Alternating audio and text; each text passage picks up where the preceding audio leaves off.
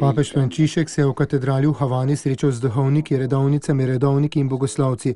Vnaprej pripravljen govor jim je pustil v branje, sam pa jim je spontano spregovoril.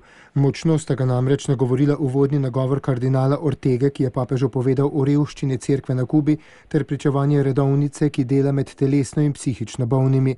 Papež je zbranim dejal, da v življenju posvečenih nikoli ne smejo manjkati oboštvo, služenje, odrinjenim in sposobnost odpuščanja.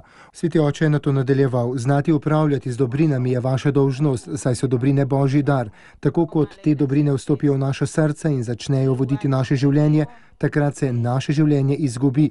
Zato so slabi ekonomi v cerkvi pravzaprav Božji blagoslov, saj jo delajo bolj svobodno in ubogo, je bil izzivalen papež. Posebej se je zahvalil redovnicam, ki skrbijo za ljudi iz obrobja družbe, spregovoril pa je tudi o jamrajočih sestrah, ki se pritožujejo, ker so imele druge načrte, naprimer z mladimi, poslali pa so jih v hišo usmiljenja, kjer sta Božje usmiljenje in njegova navzočnost najbolj očitna. Dejal jim je, tisti, ki skrbijo za najmanjše, posnemajo Jezusa, duhovnike pa je pozval, naj v spovednicah postanejo najmanjši.